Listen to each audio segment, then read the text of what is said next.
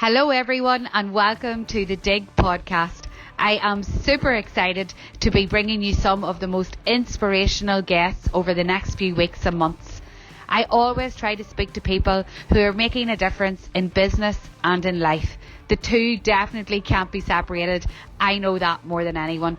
So I hope when you're listening, you get inspiration both in your business life and in your personal life to make changes for the better.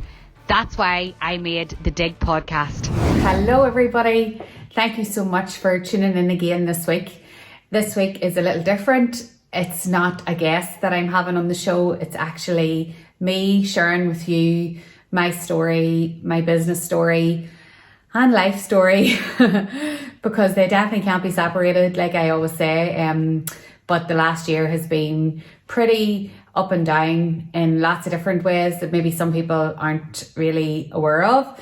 I started the Digg podcast so that it would help people, and I definitely think that sharing your story of business and of things that are going on in your life can give other people some inspiration and guidance, perhaps if they're in a difficult place in business.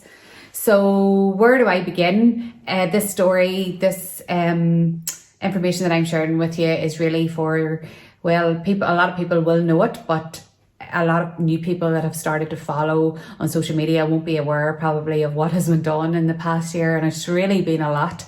So to start off really with my story, I am 38 now, but I studied for, I was an occupational therapist. I worked in retail whenever I was studying to be an OT, and I suppose that's where I got the taste of retail and what it took really to make a retail store work.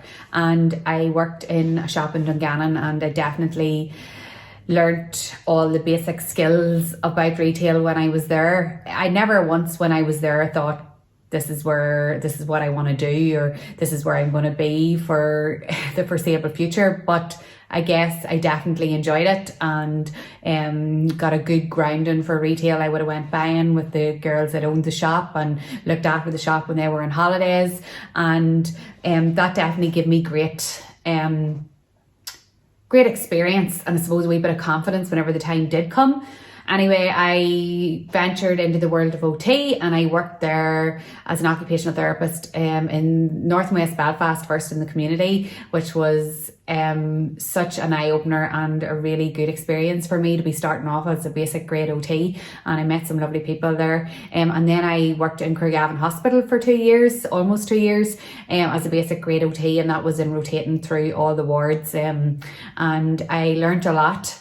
It's a very caring profession, a lovely profession, and if my path hadn't taken me on the way it did, I honestly believe that I would have been happy as an occupational therapist because I loved that caring role. But I suppose I didn't like the feeling confined in a job role like that where I couldn't be creative, I guess, when I look back now.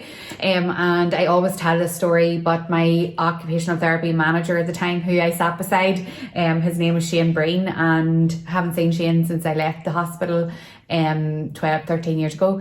But I said to him, Shane, I'm leaving, and he said, I know what you're going to do. You're going to open a bagel bar, aren't you? And I was like, what? No, why? And he's like, you said that. You definitely said that one lunchtime that you're going to open a bagel bar. So I guess I was always talking about what I could do. Wouldn't it be unreal if you did this? And wouldn't it be unreal if you did this? So it didn't come up as a great shock to my colleagues when I said I was leaving.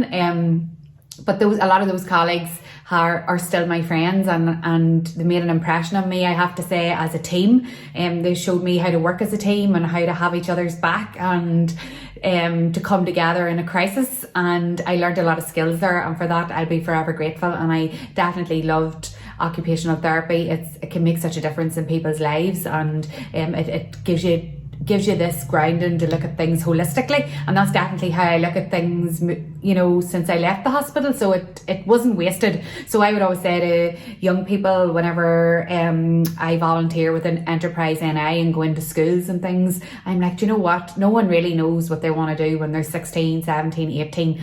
So you'll always learn skills, and no matter what path you take, You'll always learn skills, you'll always learn things that will help you. So don't feel deflated that you maybe are making the wrong decision. It's very hard to make that decision that's going to last with, that you're going to stay in the right job for the rest of your life, you know. And if you do, you're very lucky. But if you don't, you're always going to learn things that are going to carry you through. So the shop I used to work in, just to give you a bit of background, the retail store was closing. The girls were moving on to do things with their family, and I just knew that I could do it. And I remember I said to my daddy at the time, you know, the girls are closing the shop, and he was like, you could do that. I was like, I could do that. And I remember my mummy was horrified. She was like, you are not leaving your good job as an OT. I can't believe you're going to do this, Caroline, after all your school and everything. I was like, Mummy, I just know that I can do this. And of course I didn't have a penny, not one brown penny. I had a load of student debt and no money. So my dad said to me at the time, look, if you believe you can do this, I believe you can do it, I'll help you. So obviously that was a lot of responsibility because it was his money and his belief in me, but I didn't even think about it for a second. I was like, yes. Now, I was only 24. I am now 38. Would I make that leap now? To be honest, I think if it's in you, it's always in you, but I would definitely evaluate it more and look more at the bigger picture. But for that, at that time that I was in and I was 24, I just went for it. And I opened Digg Childrenswear. Sorry, it was Digg Men's and Youthwear at the time. And it was in the middle of a recession. And on a book, on paper, that shouldn't have worked because, you know, oh my God, she's opening in a recession and she's no experience in business and blah, blah, blah. But honestly, the shop was booming. You know, people, even though there was a recession, there was people on the streets. People went out shopping on Saturdays. I remember it was one year, it was really big freeze and everyone stayed local. I remember looking out on our street in Dungannon and there was people everywhere. Now, before COVID even hit, that had declined, you know, footfall on our streets definitely declined in recent years. But when I opened the shop and it was the recession, my shop was flying. It was so good. I did menswear and boyswear at the time. And then my shop evolved and, you know, I started to see where the growth in the market was definitely in the kids wear, that was my niche, that people travelled from all over to get their communion and confirmation outfit for little boys. And men seem to really only shop at Christmas. Now that's a bit of a overriding statement, but you know, it's a bit of a sweeping statement, I really should say. What I mean is the majority of men seem to get their good clothes at Christmas and might get the odd t-shirt or shirt. I'm talking about Jared here at my brother's. And that wasn't enough for my business to grow the way I wanted it to grow and the way I seen it could grow. So I decided to rebrand and change my business around in 2016, I think it was. And I changed to Digg Childrenswear. And that was definitely where the change in my business happened. I started to see it grow. I started to see a profit. I started to see potential, and I started to see people travel from everywhere. Like I am not joking you. We had people come and stay in the hotel in Cookstown in the Glenavon or Greenville to just come to Digg for the experience of their communion confirmation. They came from Cork, Kerry, Wicklow, like my staff can vouch for that. That is not a lie. And I was like, wow, this shop is so good. And you know, I was so proud of it because it was an experience, and that's what that was the drama in me, the drama queen. But anytime anyone came, I wanted it to be something they talked about and remembered and wanted to come again for. And that, like, I can hand on heart say that's what I achieved with Digg Childrenswear. And we had events there, we had ice cream days and, you know, Halloween days and Christmas and Silent Santa, and we had dress up mannequin days and so many things. And a lot of those days were not a financially rewarding day. Like, I remember my family saying to me on multiple occasions, like, you never made a penny that day. And I was like, I know, but it was about the community. It was about bringing people to Dungannon. It was about bringing people to my store for an experience. And then when they do need something for kids wear, I guarantee you they'll come back to me. And that's what started to happen. And as I'm saying all of this now, sometimes it hits me. I'm like, I still can't believe it's closed, but we'll get to that. So then in 2017, I was like, right, everybody was saying you need to have a website. Website's the way to be. Online is the way to go. So I was like, right, I'm going to get a website. So I worked with Invest NI and I got my website. No sales. And I have to say that was very, very deflating because I was very naive and thought that my online store would be as busy and as successful as my bricks and mortar. And what a big shock it was to me when there was no sales. And I cried because I'd invested a lot of money, obviously. And then I thought, right, stop, feel sorry for yourself, let's figure out what's wrong here. And like, I didn't have a big budget like most people in retail. The cash flow, you know, it's all tied up in stock, and like, you don't have a lot of money in that respect when you're a smaller business. For a lot of people will know listening to this like what I'm talking about, but your business may be doing well, but it's all tied up in your assets and your stock and stuff. So I didn't have money to like pay for anyone to come in and, you know, sort out the website or do ads or anything like that. So I said, right, I'm going to have to learn this myself. So I had a full-time girl in the shop along with me and a part-time as well at that stage in 2017, and it freed me up to do some training. So I started to go to training. I went to everything. So if you're listening now as a business owner, go to whatever you can. I know we're all in our houses now, but sign up for any online webinars and look at your council areas. What are they doing? What are they teaching? Follow digital agencies, see what they're doing, and get into whatever you can. Listen to the people that know. So that's what I started to do.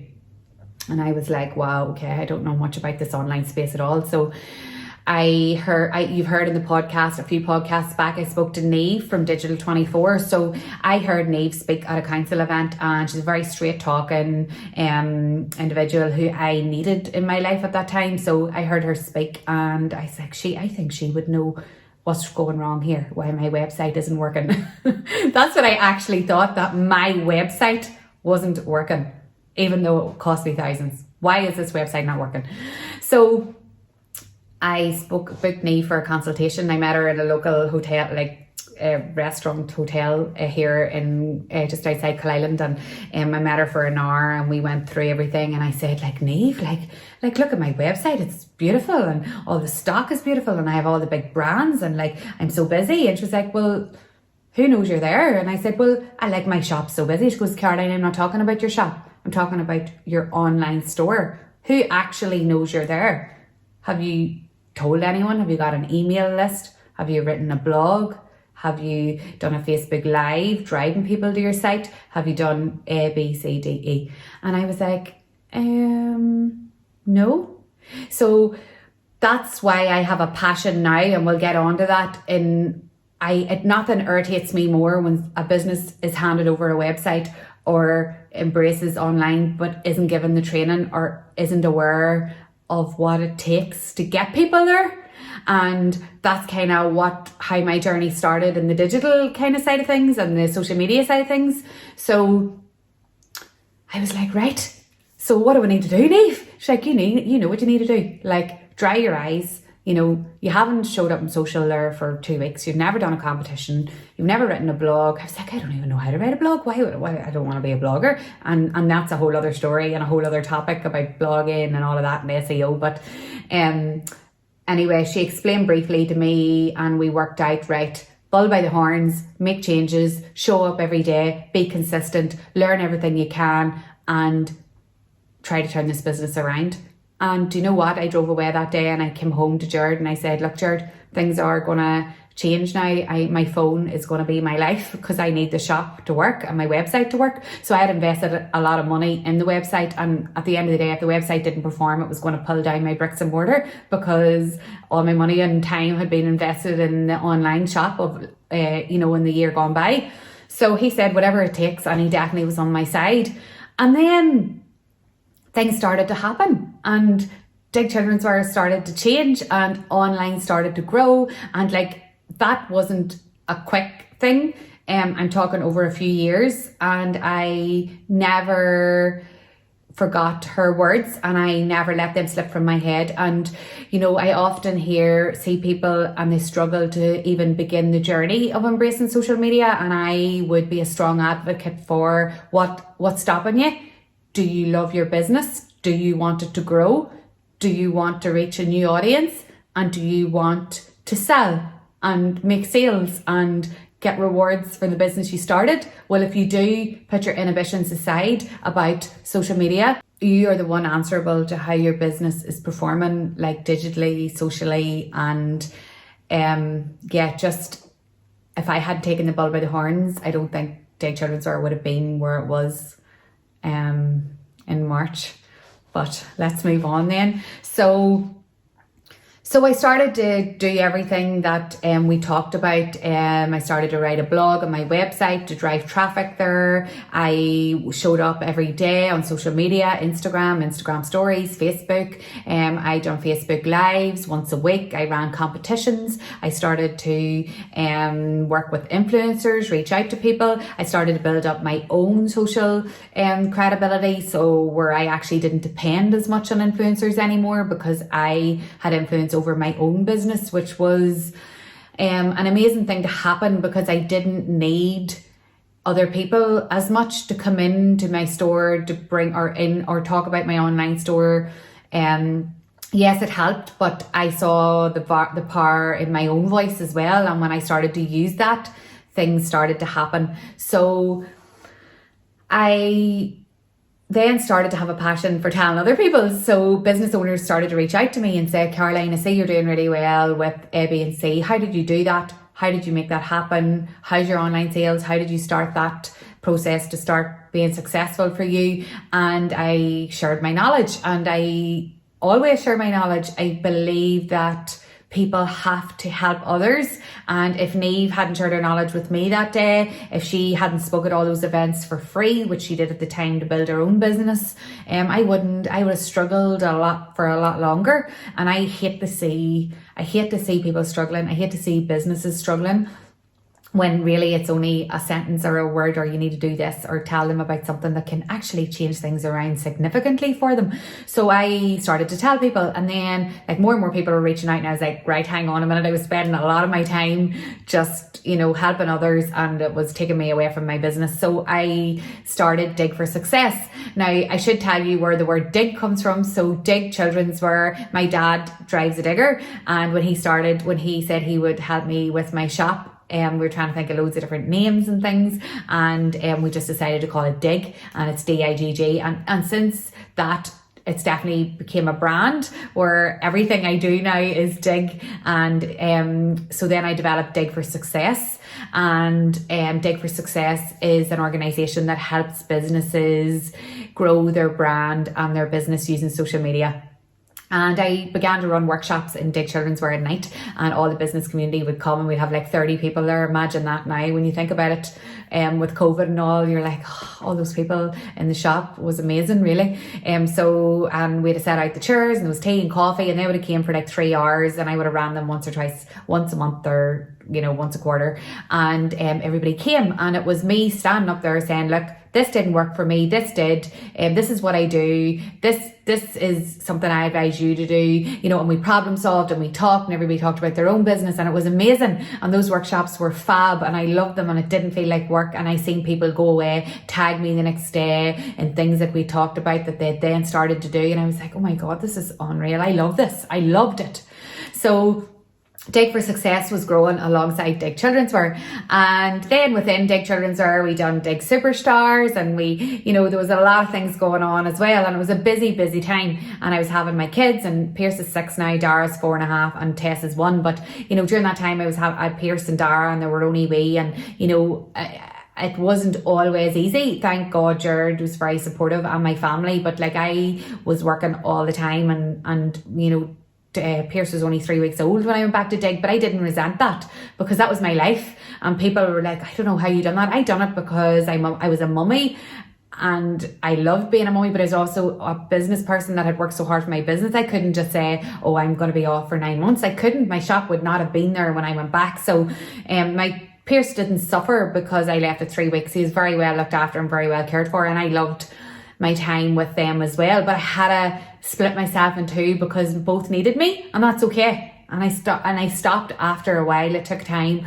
to make myself feel guilty about that, because both people needed me to stay alive, if you know what I mean. My shop needed me and my children, and I found a way that made it work. We did as a family, and thank God, that all worked out okay. But so Digg Childrenswear was very busy. It was growing. Online sales were going really good. Now, I'm not talking phenomenal. Like, when I see people now, since COVID and online has really taken off and they've got parcels and parcels and parcels every single day, that's not the way mine was. Mine was starting to pay for itself. It was starting to grow organically. I wasn't doing ads or anything, and I was happy. And I actually, when we closed in March, I had 5 members of staff. So that will show you just kind of how it all started to grow and everything was good. Now, there were challenges, and there were times when I wondered what the hell I was doing. Why am I here? I need to be at home with my children. But it was, overall, it was a very successful business. And it was very niche. That's the thing. It was children's wear, occasion wear. So communions and confirmations and weddings. That's what I focused on. That's all my eggs were in one basket, right? And that really came back to bite me in the bum. We'll talk about now. But that's what I was good at. That's what people travelled for. That's what I realised my niche was. And that's what I focused on. And I thought that this was really, like, we were a brand name now in Ireland for bricks and mortar anyway. And I wanted to grow it then for it to be that online. So online kind of in 2018 started to stand still. And I remember speaking to Neve as a friend, not as in a work, not where we were doing a consultation or anything, but just saying to her, online's kind of standing still. And she said, I know why. And I said, why? And she said, because your stock levels are too low. So your traffic is there, people are coming onto your site, but the stuff isn't there for them to buy. And I said, but I couldn't stock my shop, my online store, the same as my shop, because I wouldn't have the money. And that's like £150,000, and another 150 on top of what I spend in my store. It's like, well, if your traffic's there and they can't buy what you're looking, you're never going to grow. So this is the thought processes of what led us to the situation we were in March 2020. In the meantime, Neve and I started the Northern Ireland Social Media Awards. And that was something that we were both very passionate about. I talked about it in the last podcast with her. Social media, to me, is the most amazing, powerful tool when used properly. Yes, there's negatives. There's negative sides of everything. But if you use it in a positive way and you're positive on it, I believe positive things can happen. And I have proof of that from the different campaigns that we've run. So we launched the Northern Ireland Social Media Awards, and it's something I am incredibly proud of and will always be proud of, and will stand up to anyone that says anything about social media for the better, as in the way it can change your business and the way it can change people's lives in some respect. So Neve and I are very passionate about it, and passionate that businesses get the recognition they deserve for the social media activity that they do. So, and that was an amazing thing. We had an amazing night. It was an amazing recognition for businesses, and hopefully we'll get to do that again very soon, because people are doing such fabulous things on social and deserve the credit. But COVID has halted our awards at the moment. But the Northern Ireland Social Media Awards all happened in that time. Then, what were my dreams for my business? I have all my wee points written down here, questions that people have asked me on social that they want to answer. My dreams for my business, I never seen myself staying in Digg Childrenswear forever. Like, Digg for Success was growing. I seen it as an easier way of life for me, whereas I got to plan it better and be with my children as well.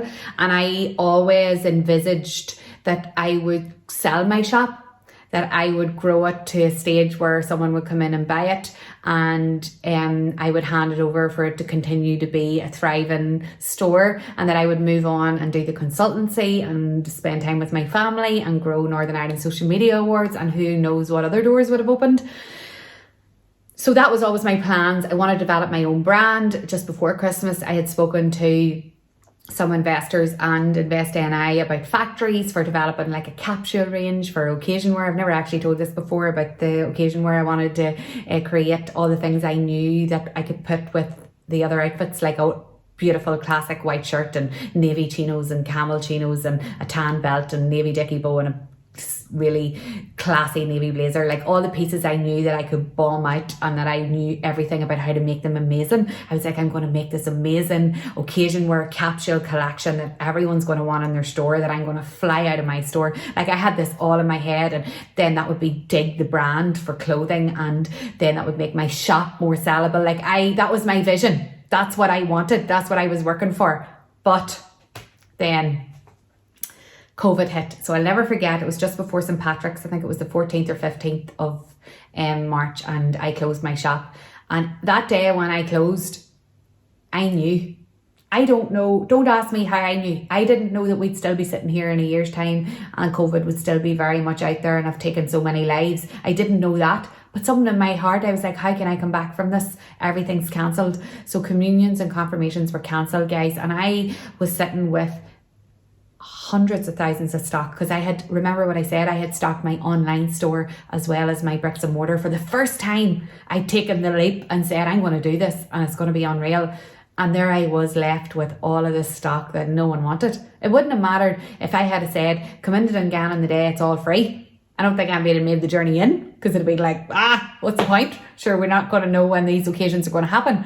So I felt very overwhelmed, to be honest. I felt sad. I felt that I had no way out. I was like, I don't know how to get out of this.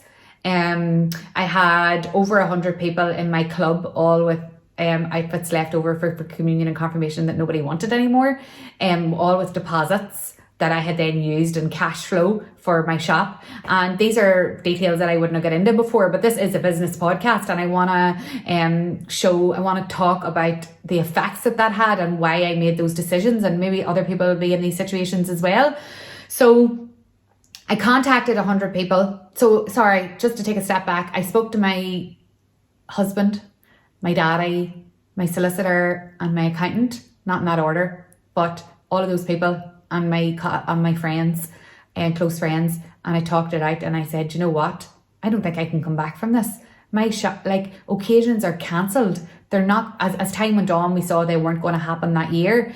And I said, I can't hang on to next year. What am I supposed to sell? How am I supposed to make money, turn money? I have no money to buy any other stock to pivot and change, nor do I want to. This is what I was good at, was occasion wear. So I went through all of that, and my dad and a few other family members and stuff said, look, if you need help financially to get you through, like to buy new stock, to pivot and change, we'll help.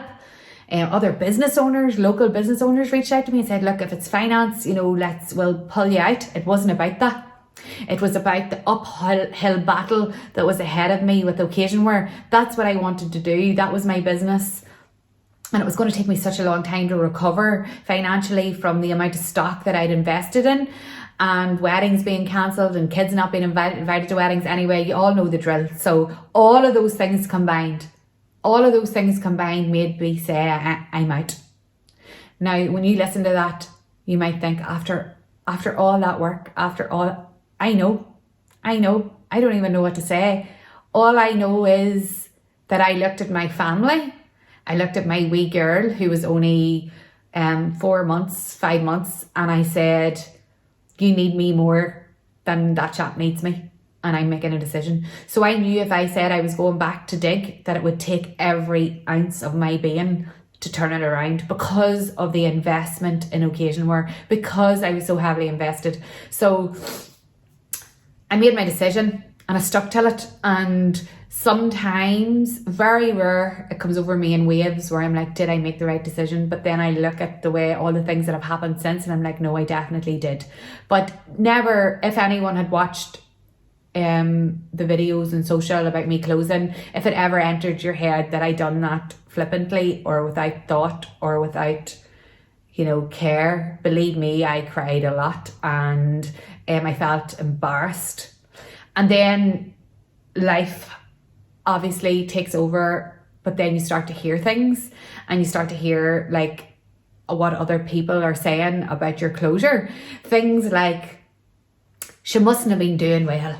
She mustn't have been doing well if she had to close down. And that I can handle that, because that's their opinion. And my wee shop was unbelievable, and it was so good, and it was a community spirit, and it was it was everything I ever wanted it to be, and it had such potential, but it was only as good as the times we were in, and my niche was taken away and I made the decision. But I heard that and I dealt with that without being vocal about it. But then I started to hear things like she never gave her people the money back that were in the club.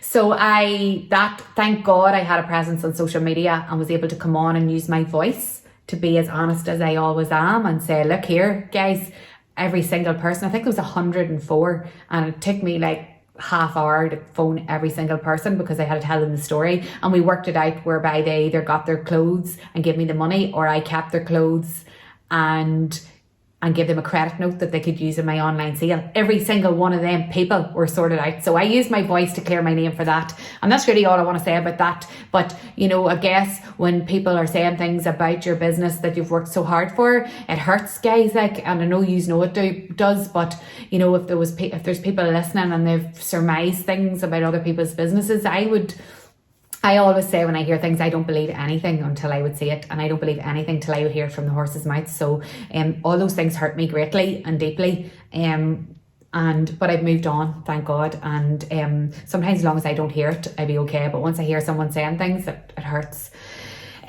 So then what happened?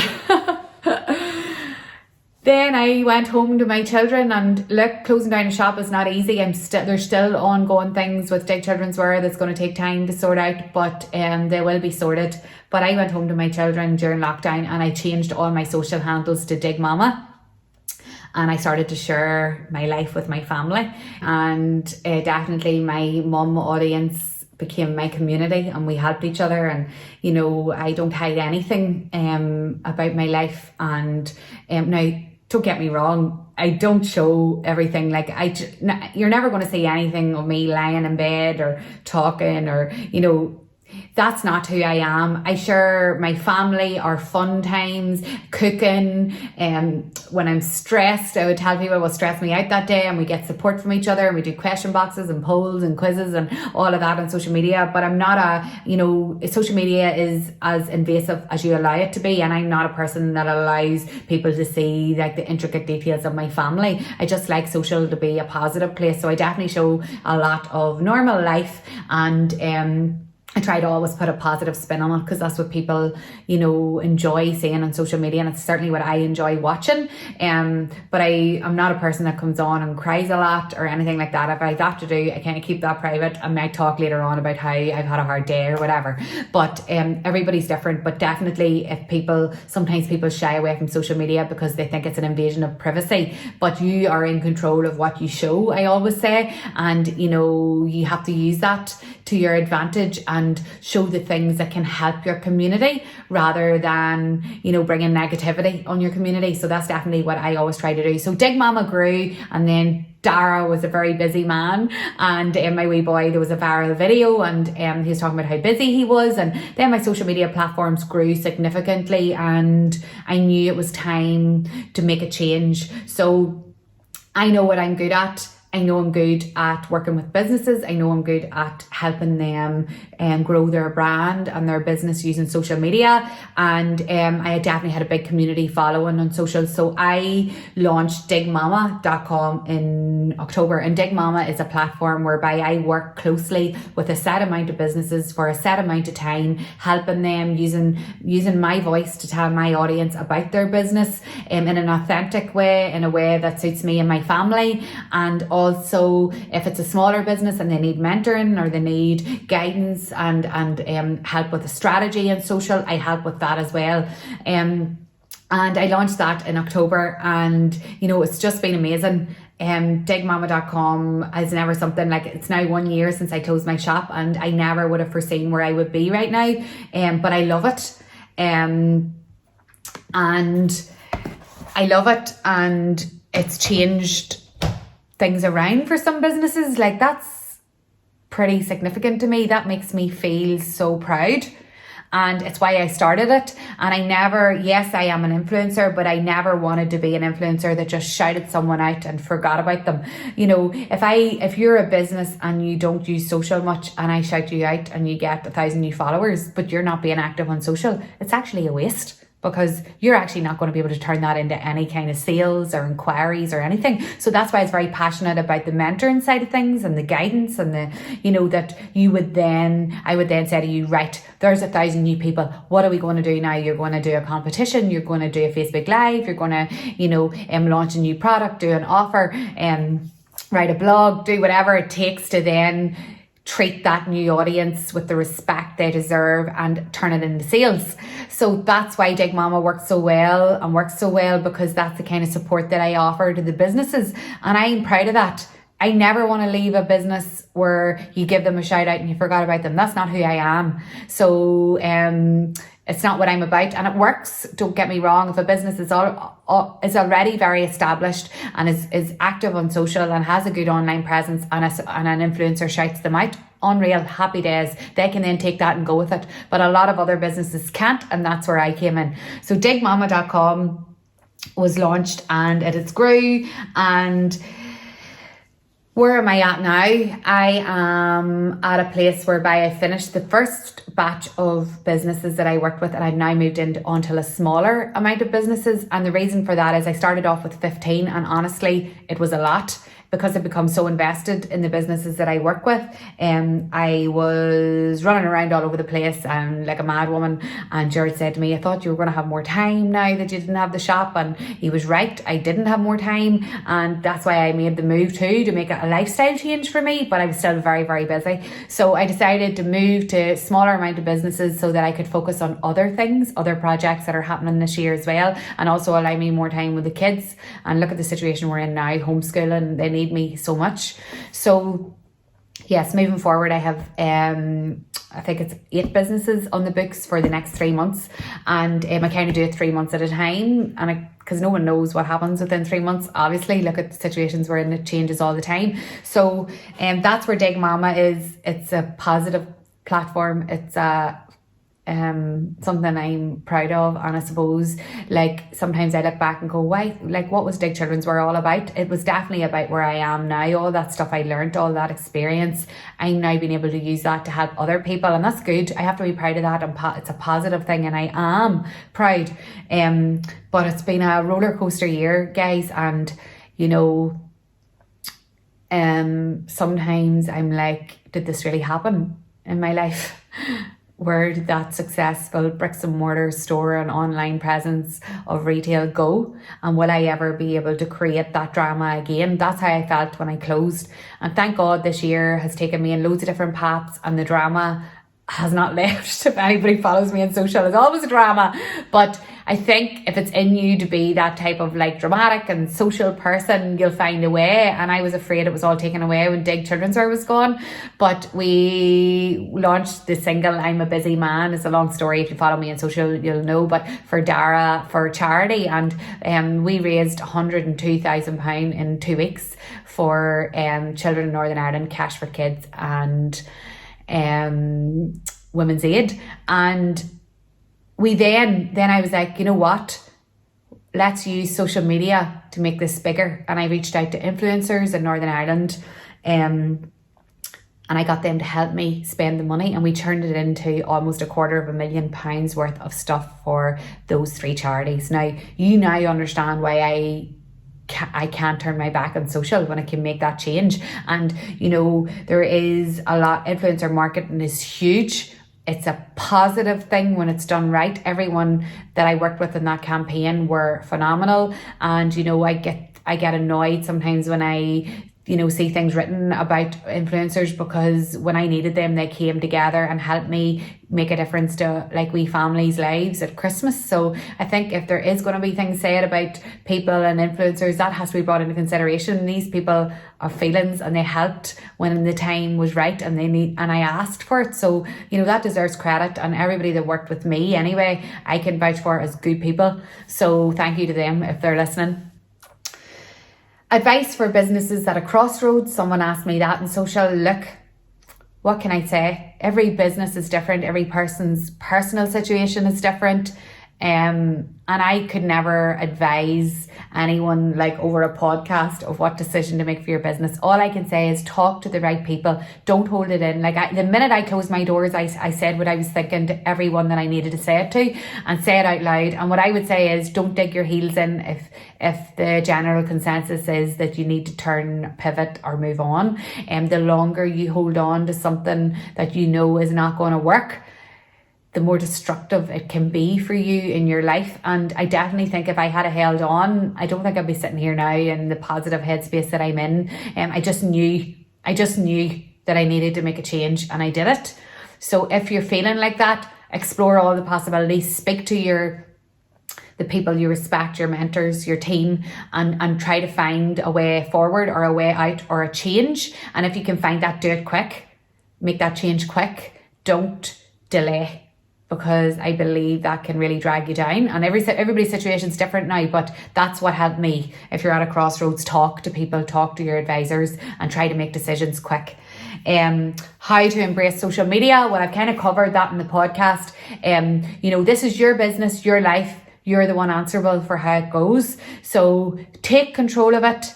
Do what needs done. Speak to the people you need to speak to. Put that into practice. You can go to all the training you want and listen to as many webinars as you want. But if you don't come off that training or come off that webinar and put into practice what you learnt, I'm sorry, you might as well not even have attended it. So even if it's one small thing, one small change. And yes, the fear is there for people talking on social. And it's not always needed that it has to be you. But I do believe that the power in the voice is unbelievable. And if you can put a voice behind your brand or your business, if it's a smaller business, like I really believe it's needed, then do it. Do it.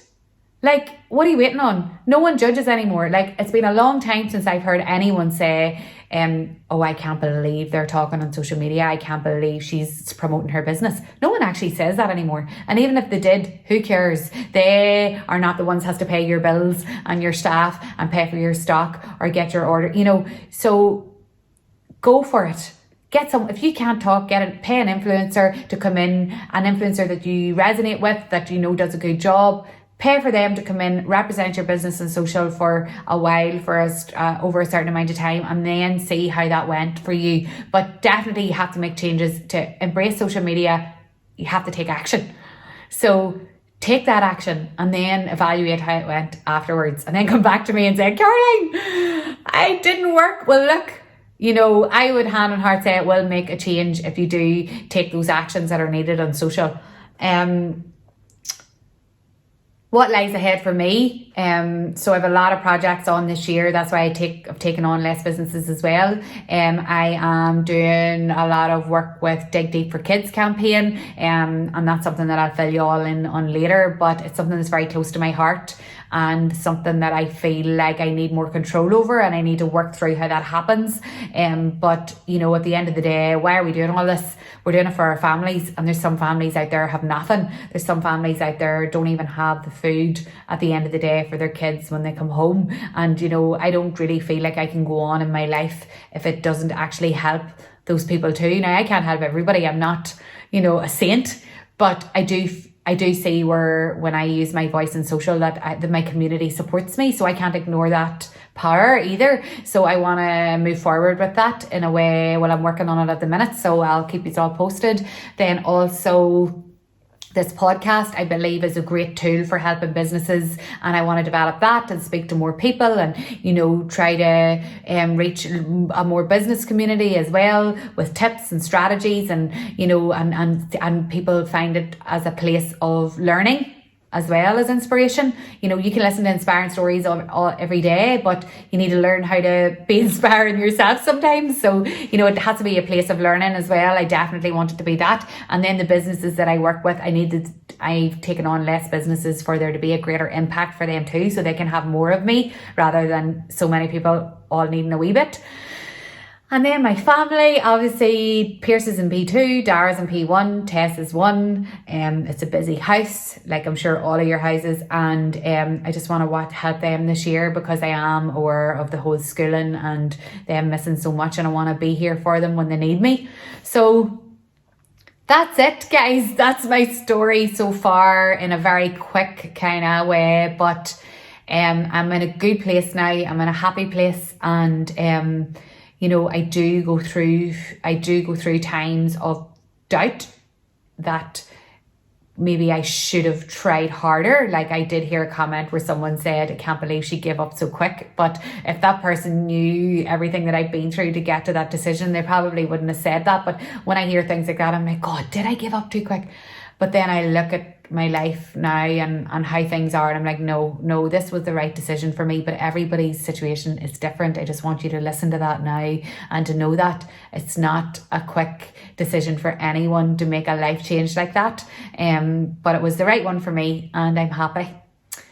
I hope you're all happy too. I hope you're staying safe. I hope you're finding the Digg podcast a place where you can come to switch off and learn about business and life. And if there's ever anything you want to hear on the podcast, just reach out to me on social media. I am going to go now and finish my work for the rest of the day, but I really enjoyed talking to you all. Thank you for all the messages on social, all the topics you wanted me to cover. I'm sorry if I didn't get to cover everything, but I do be talking about different things over my social media handles. If you want to follow me on social media, you can follow me on Digg Mama on Facebook and Instagram. My website is diggmama.com, and also I am on Digg for Success on Instagram and Facebook. Thanks, guys. Thanks for tuning in, and I will see you all soon. I know that sometimes that can be a lot to process, so we have made some show notes for you. If you head over to diggmama.com and go to the Digg podcast page, you will see all of the information there. Don't forget to hit the subscribe button on our podcast. That will mean you'll be kept up to date with all our new guests. And also, if you want to follow all the drama behind the scenes, you can do that on the social media channels Digg Mama. So yeah, have a happy week, guys, a safe one. Strange times, but I'm just taking it one day at a time, and I will see you all on the next podcast.